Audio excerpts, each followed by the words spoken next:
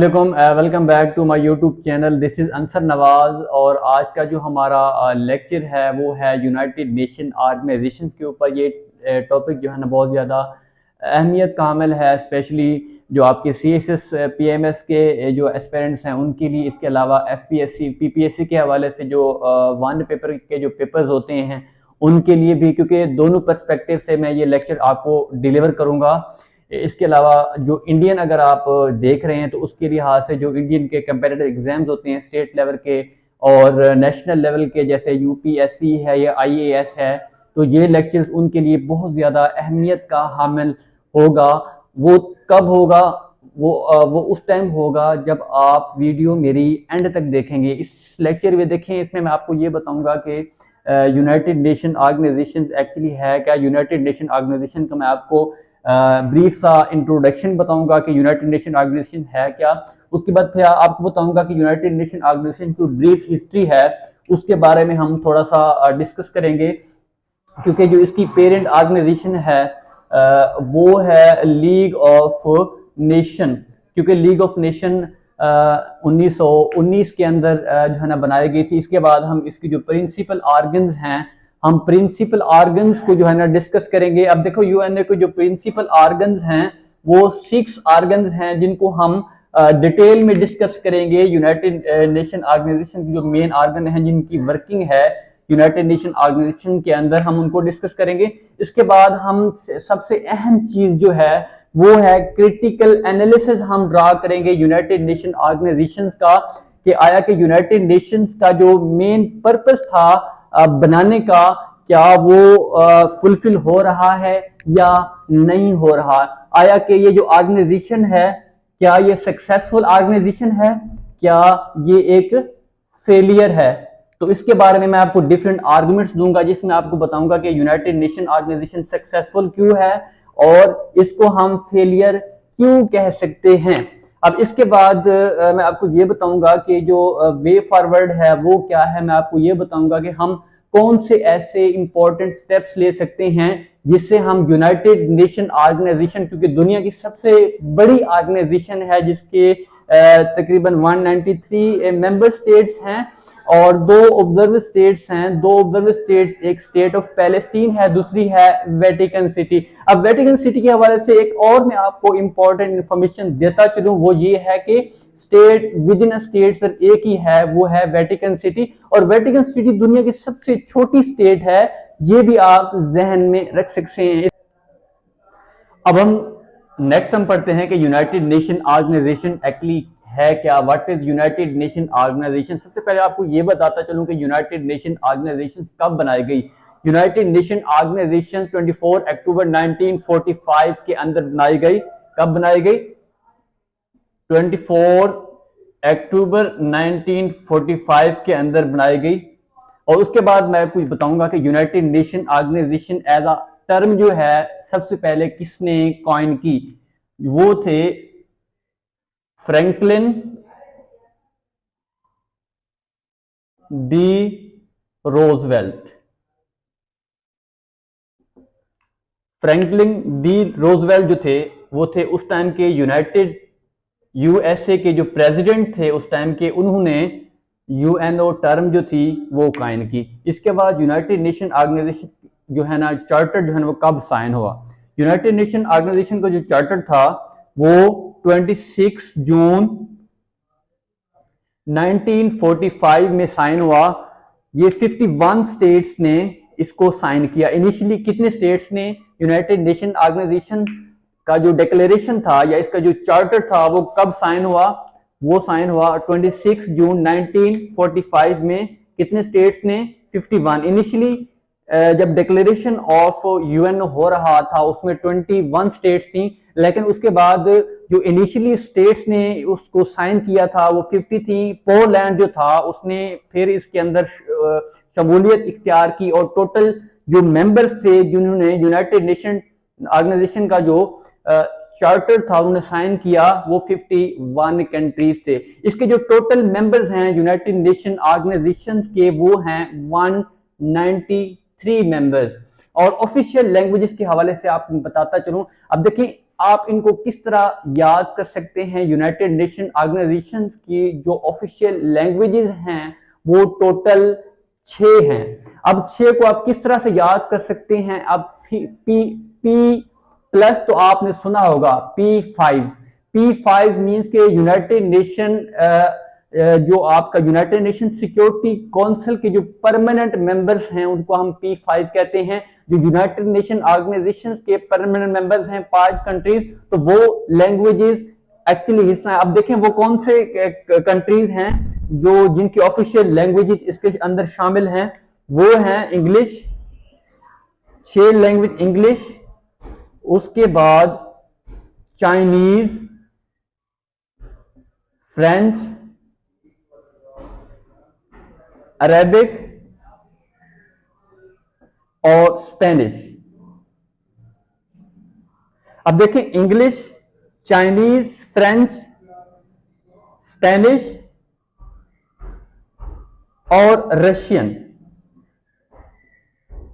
ये 6 लैंग्वेजेस हैं United nation organisations के अंदर जो इस्तेमाल की जाती हैं। इनमें Russian, English, Chinese, French, Arabic और स्पेनिश, ये 6 लैंग्वेजेस हैं जो यूनाइटेड नेशन ऑर्गेनाइजेशन की ऑफिशियल लैंग्वेजेस जिनको कंसीडर किया जाता है। इसके अलावा यूनाइटेड नेशन ऑर्गेनाइजेशन का ऑब्जेक्टिव क्या था? मेंटेनेंस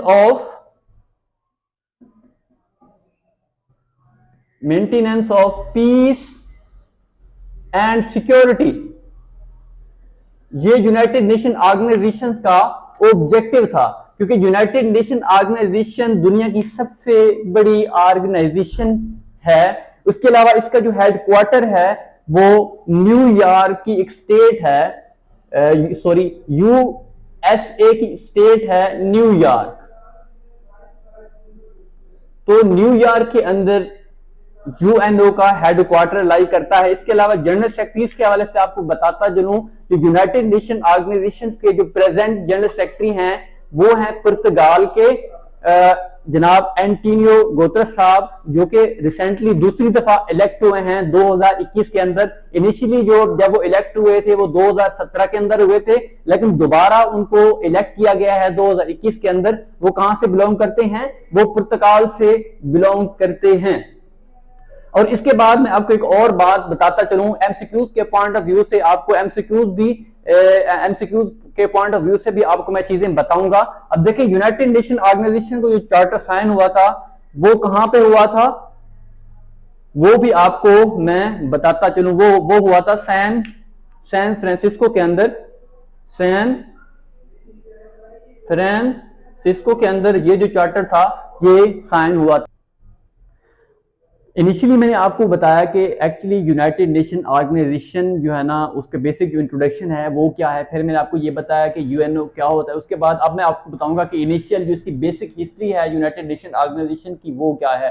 अब देखिए मैं आपको एक स्टोरी की फॉर्म में बताऊंगा। देखिए 1914 से 1918 तक जो है ना वर्ल्ड वार 1 जो है ना रहती है। उसके बाद जो ही वार खत्म होती है तो उस टाइम जो यूएसए के प्रेसिडेंट होते हैं जनाब विल्ड्रो विल्सन साहब, वो कहते हैं कि दुनिया के अंदर एक ऐसी वर्ल्ड बॉडी होनी चाहिए जिससे हम इंटरनेशनल इश्यूज को रिजॉल्व कर सकते हैं और इस तरह की जो वार्स हैं वो दोबारा रिपीट ना हो। तो इससे क्या होता है वो आइडिया देते हैं। इसके बाद कुछ मेंबर स्टेट्स मिलती हैं और ट्रीटी ऑफ वर्सलीज जो है ना साइन होता है। उसके बाद जो पेरिस कॉन्फ्रेंस होता है, पेरिस कॉन्फ्रेंस के बाद जो ट्रीटी ऑफ वर्सलीज होती है उसमें जो है ना जर्मनी के ऊपर बहुत ज्यादा पाबंदियां लगाई जाती हैं। लीग ऑफ नेशन जो है ना 1919 के अंदर बन जाती है। जब लीग ऑफ नेशन बनती है उसका मकसद ये होता है कि इंटरनेशनल लेवल के ऊपर जो इश्यूज हैं उनको रिजोल्व हम किस तरह से कर सकते हैं और इस तरह जो वर्ल्ड वार 1 की जो चीजें वजह बनी थी तो हम उन वजूहात को खत्म करें ताकि इस तरह की जो वर्ल्ड वार्स हैं वो फ्यूचर्स के अंदर ना हो। लेकिन इसका सबसे बड़ा जो लीग ऑफ नेशन का जो फेलियर था वो क्यों हुआ, उसके पीछे 2 से 3 वजूहात थी। सबसे पहली वजह थी कि जब ट्रीटी ऑफ वर्सलीज हुआ था उसमें जर्मनी के ऊपर बहुत रेस्ट्रिक्शन लगाई गई थी। जब उसके ऊपर रेस्ट्रिक्शन लगी तो उनके अंदर एक एलियनेशन की सेंस पैदा हो गई, गुस्सा पैदा हो गया उसकी आवाम के अंदर। तो उनका रिएक्शन क्या था, उसके बाद जो इकोनॉमिक डिप्रेशन था उसकी वजह से भी जो नेक्स्ट वर्ल्ड वार है, वर्ल्ड वार जो 2 है, वो भी हेल्ड होती है। इसके अलावा जो आप देख सकते हैं, आप नेपोलियन को देख लें जर्मनी के अंदर, इसके अलावा मुसोलिनी को देख लें इटली के अंदर, क्योंकि उनके अंदर एक नेशनलिज्म का जो सेंस थी वो जनरेट हो चुकी थी, जिसकी वजह से वर्ल्ड वार 2 भी क्या हो जाती है, हैपन हो जाती है। लेकिन उसके बाद जो एक साइड पे जापान होता है, इटली और जर्मनी होते हैं, दूसरी साइड पे जो आपके P5 मेंबर्स हैं, मैंने आपको बताया यूनाइटेड नेशन सिक्योरिटी काउंसिल के जो परमानेंट मेंबर्स हैं, वो एक मतलब यूनाइटेड थे उस टाइम उस जंग के अंदर। तो उन्होंने फैसला किया कि हमें एक ऐसी ऑर्गेनाइजेशन बनानी चाहिए जिससे हम दुनिया के अंदर पीस को और सिक्योरिटी को मेंटेन रख सकते हैं। इसका जो आइडिया था वो फ्रैंकलिन रूजवेल्ट साहब, जो उस टाइम यूएसए के प्रेसिडेंट थे, ये उन्होंने दिया था। उसके बाद कुछ नेशंस मिलती हैं जिसको हम डिक्लेरेशन, यूएन डिक्लेरेशन कहते हैं, तकरीबन 26 के करीब नेशन। तो उसके बाद 26 के अंदर 26 जून 1945 में ये चार्टर साइन होता है। इसके बाद 24 अक्टूबर 1945 के अंदर ये ऑर्गेनाइजेशन जो है ना बन जाती है। अब देखें, फोर रनर ऑर्गेनाइजेशन जो थी वो थी यूएनओ। ये किसकी थी? ये लीग ऑफ नेशन की जो फोर रनर ऑर्गेनाइजेशन है वो है यूनाइटेड नेशन ऑर्गेनाइजेशन। इसके बाद वर्ल्ड वार 2 की मैंने बात की। वर्ल्ड वार 2 की क्या वजूहात थी? एक थी नेशनलिज्म, दूसरी थी क्योंकि जर्मनी के ऊपर बहुत ज्यादा रेस्ट्रिक्शन लगाई थी, सेंस ऑफ एलिनेशन क्रिएट हो गया था। Failure of league of nation.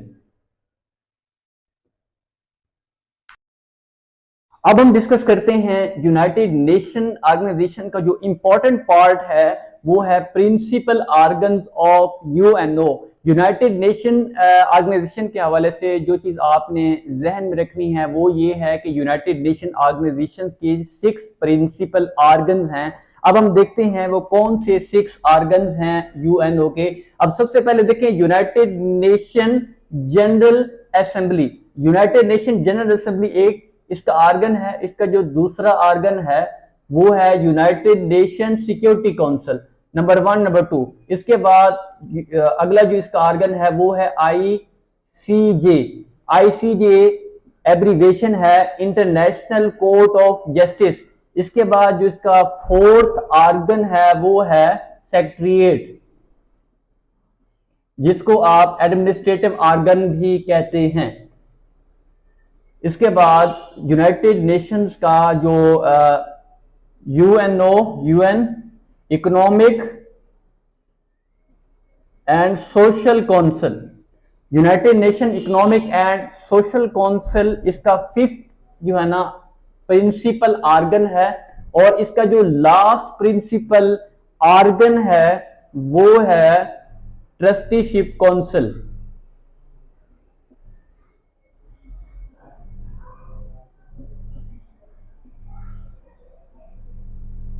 अब देखिए, क्योंकि 1994 के अंदर एक स्टेट थी प्लाओ, PLAU, प्लाओ स्टेट का नाम था। जब वो एक सेपरेट इंडिपेंडेंट स्टेट हो गई तो उसके बाद जो ट्रस्टीशिप काउंसिल का काम था वो खत्म हुआ है। अब देखें, जो अब दुनिया के अंदर जो ऑर्गेनाइजेशंस काम कर रही हैं वो टोटल 5 ऑर्गेनाइजेशन हैं। United Nation General assembly, United nation security council, international Court of justice, secretariat और इसके अलावा United nation economic and Social council. अब इन 6 के 6 जो यूनाइटेड नेशन के प्रिंसिपल ऑर्गन्स हैं, हम इनको डिटेल के अंदर अभी डिस्कस करते हैं कि actually United Nation General assembly का काम क्या है, सिक्योरिटी काउंसिल का काम क्या है, इंटरनेशनल कोर्ट ऑफ जस्टिस का काम क्या है, सेक्रेटेरिएट का काम क्या है, United nation economic and Social council और ट्रस्टीशिप काउंसिल का क्या काम है। अब हम इसको मजीद जो है ना इसके बाद डिटेल में हम सबसे पहले इसको पढ़ेंगे,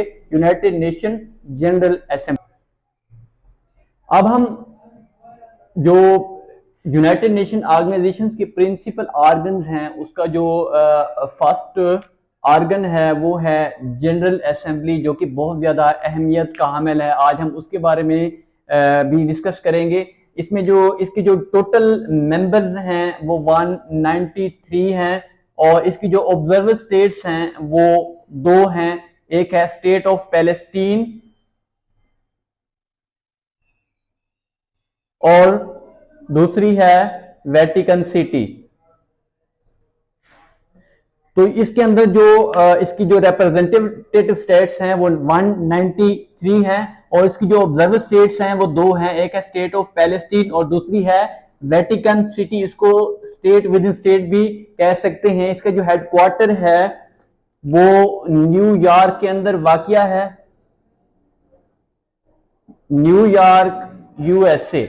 इसके बाद इसका जो एनुअल सेशन होता है वो हर साल सितंबर या अक्टूबर के अंदर हेल्ड किया जाता है। सितंबर या अक्टूबर के अंदर इसका जो एनुअल सेशन है वो हेल्ड किया जाता है। इसके अलावा जो इसका जो प्रेसिडेंट होता है, इसकी प्रेसिडेंसी जो होती है अल्फाबेटिक का मतलब होता है जो इसकी मेंबर स्टेट्स होती हैं ABCD, इसको अल्फाबेटिकली कह सकते हैं।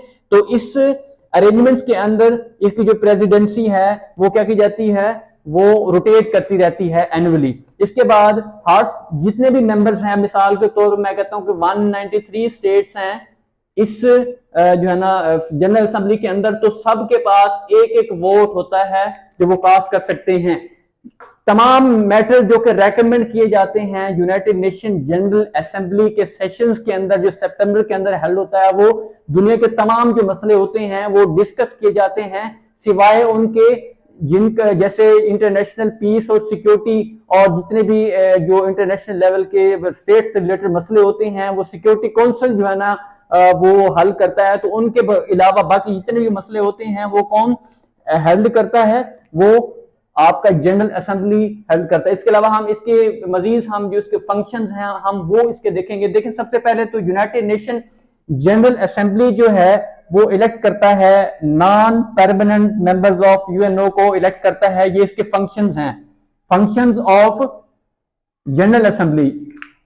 जनरल असेंबली के जो फंक्शंस हैं वो क्या करता है, आप देखें यूनाइटेड नेशन सिक्योरिटी काउंसिल के अगर मैं आपको आगे बताऊंगा, यूनाइटेड नेशन सिक्योरिटी काउंसिल में यूनाइटेड नेशन सिक्योरिटी काउंसिल के 15 मेंबर्स होते हैं, जिनके 10 जो है नॉन परमानेंट हैं और 5 जो हैं वो permanent member. United Nation General Assembly के फंक्शन में सबसे जो अहम इसमें उसका जो फंक्शन है वो है प्रिपरेशन ऑफ बजट्स। और इसमें ये डिसीजन लिया जाता है कि यूनाइटेड नेशन जनरल असेंबली या यूनाइटेड नेशंस को कितना बजट एलोकेट करना चाहिए। एलोकेशन ऑफ बजट जो डिसीजन होता है वो जनरल असेंबली के अंदर ले जाता है। इसके अलावा मिलिट्री कॉन्फ्लिक्ट्स और आर्म फोर्सेस से रिलेटेड जितने भी इश्यूज होते हैं वो भी यूनाइटेड नेशन जनरल असेंबली के फंक्शंस के अंदर आता है। इसके अलावा जो स्टेट ऑफ इसकी इम्प्रूव जो डिफरेंट वेज होते हैं और मीन्स होते हैं for the improvement of youth, women, children और issues of sustainable development goals, तो इनके जो डिफरेंट वेज और मीन्स होते हैं इनकी इम्प्रूवमेंट्स के अंदर वो भी यूनाइटेड नेशन जनरल असेंबली के अंडर आता है, जिनको वो डिस्कस करती है। अब हम यूनाइटेड नेशन ऑर्गेनाइजेशंस के जो प्रिंसिपल ऑर्गन्स हैं उसका जो सेकंड ऑर्गन है, प्रिंसिपल ऑर्गन, वो है सिक्योरिटी काउंसिल। सिक्योरिटी काउंसिल की बहुत ज्यादा अहमियत है यूनाइटेड नेशन ऑर्गेनाइजेशंस के अंदर, क्योंकि एक तो यूनाइटेड नेशन रिस्पॉन्सिबल होता है for the maintenance of peace and security. ये इसका मेन ऑब्जेक्टिव या मेन पर्पस होता है जिसके लिए वो रिस्पॉन्सिबल होती है कि तमाम स्टेट्स के अंदर पीस और सिक्योरिटी को मेंटेन करना। इसके अंदर टोटल 15 मेंबर्स हैं। इसमें जो नॉन परमानेंट मेंबर्स हैं वो 10 हैं और परमानेंट जिसको आप P5 कहते हैं वो 5 हैं। अब P5 के हवाले से आपको बात बताता चलूं कि जो 5 परमानेंट मेंबर्स हैं यूएनओ के वो कौन कौन से हैं। इनमें जो पहला मुल्क है वो है USA, दूसरा है चाइना, तीसरा है रशिया, और USA, चाइना, रशिया, फ्रांस, और इसके अलावा जो नेक्स्ट है वो है यूके। ये 5 मेंबर्स हैं जिनको आप P5 का नाम देते हैं, जिनके पास वीटो पावर होती है, जो किसी भी बिल को नल एंड वाइड डिक्लेयर कर सकते हैं, मींस कि उनको किसी भी बिल को कैंसिल कर सकते हैं। जब तक ये 5 मेंबर्स किसी भी बिल को अप्रूव ना करें तब तक वो बिल मंजूर नहीं होता। इसके अलावा जो 5 परमानेंट मेंबर्स होते हैं, 10 नॉन परमानेंट मेंबर्स होते हैं, वो यूनाइटेड नेशन जनरल असेंबली की अप्रूवल के बाद जो है ना इलेक्ट किए जाते हैं। इसके बाद मैं आपको एक और इम्पोर्टेंट यहाँ पे इंफॉर्मेशन देता चलूं कि पाकिस्तान और इंडिया कितनी दफा यूनाइटेड नेशन सिक्योरिटी काउंसिल के मेंबर बन चुके हैं। 7 दफा। इंडिया भी यूनाइटेड नेशन सिक्योरिटी काउंसिल का मेंबर 7 दफा बन चुका है और पाकिस्तान भी 7 दफा यूनाइटेड नेशन सिक्योरिटी काउंसिल का मेंबर रह चुका है। के हवाले से वो है इंटरनेशनल कोर्ट ऑफ जस्टिस। इसका जो शॉर्ट फॉर्म है वो है ICJ। आप इस तरह इसको याद कर सकते हैं। इंटरनेशनल कोर्ट ऑफ जस्टिस के जो टोटल मेंबर्स हैं वो 15 मेंबर्स हैं, जिनमें से जो 15 मेंबर्स हैं वो 9 साल के लिए क्या किए जाते हैं, इलेक्ट किए जाते हैं। इसके टोटल 15 मेंबर्स हैं और वो 9 साल के लिए इलेक्ट किए जाते हैं। हर 3 साल बाद इलेक्शंस होते हैं जिसमें इन 15 में से 5 मेंबर्स को हर 3 साल बाद क्या किया जाता है, इलेक्ट किया जाता है। इसके अलावा देखें, आप इंटरनेशनल कोर्ट ऑफ जस्टिस को आप वर्ल्ड कोर्ट भी कह सकते हैं। इंटरनेशनल कोर्ट को आप वर्ल्ड कोर्ट भी कहते हैं। उसको वर्ल्ड कोर्ट क्यों कहते हैं? अब इंटरनेशनल कोर्ट ऑफ जस्टिस को वर्ल्ड कोर्ट इसलिए कहते हैं क्योंकि ये डील करती है डिफरेंट केसेस को according to international law. International law के अकॉर्डिंगली वो डिफरेंट केसेस को क्या करती है, वो डील करती है। इस वजह से इसको हम वर्ल्ड कोर्ट भी कह सकते हैं। इसके जो मैंने आपको बताया कि जो मेंबर्स होते हैं 15 मेंबर्स, वो 9 साल के लिए इलेक्ट किए जाते हैं और हर 3 साल बाद जो 15 में से 5 मेंबर्स हैं वो इसके मेंबर्स क्या किए जाते हैं, इलेक्ट किए जाते हैं। तो नेक्स्ट आर्गन है प्रिंसिपल आर्गन, हम उसको डिस्कस करते हैं। वो है Economic and Social Council. Economic and Social Council का काम क्या होता है? उसका काम होता है to oversee social and economic issues. जो पूरी दुनिया के अंदर जो इकोनॉमिक्स और सोशल इश्यूज चल रहे होते हैं उनको क्या करना, ओवरसी करना और उनको पीसफुली क्या करना, उनको रिजॉल्व करना। इसके अलावा इसके जो मेंबर्स होते हैं वो टोटल 54 मेंबर्स होते हैं। आपने ध्यान में रखना है कि United nation economic and Social council की जो टोटल मेंबर्स होते हैं वो कितने होते हैं, वो 54 होते हैं और वो इलेक्ट किए जाते हैं सिर्फ 3 इयर्स के लिए। मींस के वो 3 इयर्स सर्व करते हैं। उनको कौन इलेक्ट करता है? यूनाइटेड नेशन जनरल असेंबली जो है ना, इनको इलेक्ट करता है। जितने भी मेंबर्स 54 मेंबर्स इलेक्ट किए जाते हैं वो कहां पे इलेक्ट किए जाते हैं? यूनाइटेड नेशन जनरल असेंबली के अंदर इनको इलेक्ट किया जाता है। सेक्रेटरीट को डिस्कस करते हैं। सेक्रेटरीट के हवाले से आपने ये बात जहन में रखनी है कि जितने भी यूनाइटेड नेशन ऑर्गेनाइजेशन के जो मेन एडमिनिस्ट्रेटिव जो आपके फंक्शंस होते हैं वो सेक्रेटरीट जो है ना उनको कैरी आउट करता है। और जो सिटिंग प्लेस होती है जनरल असेंबली के सेक्रेटरी की, वो जनरल सेक्रेटरी की, वो उसको हम सेक्रेटरीट कहते हैं। हम इसको एडमिनिस्ट्रेटिव बॉडी भी कहते हैं क्योंकि देखिए इसके जो मेन फंक्शंस हैं सेक्रेटरीट के वो हैं carry out UN decisions. Means के यूनाइटेड नेशन ऑर्गेनाइजेशन के जो इंपॉर्टेंट डिसीजन जो डिफरेंट इश्यूज से रिलेटेड लेता है तो वो क्या करते हैं, उनको कैरी आउट करता है। इसके अलावा इसका अगला फंक्शन है to gather background. United Nation Organisation के हवाले से जनरल सेक्रेटरी से रिलेटेड आपको भी पता होना चाहिए क्योंकि वो आपसे पूछे जा सकते हैं।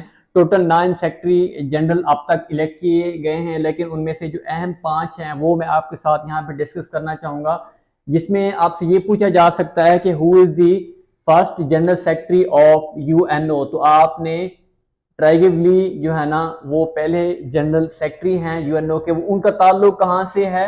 नॉर्वे से है। तो ये भी आपको पता होना चाहिए कि ट्राइगेवली का ताल्लुक नॉर्वे से है। इसके अलावा यूथ फंड वो आपसे ये पूछ सकते हैं कि एशिया से जो फर्स्ट जनरल सेक्रेटरी हैं वो कौन से हैं, तो आपने ये बताना है कि वो हैं यूथ फंड, उनका ताल्लुक एशिया से है। एशिया की जो एक ममालिक है बर्मा, जिसका नया नाम है म्यांमार,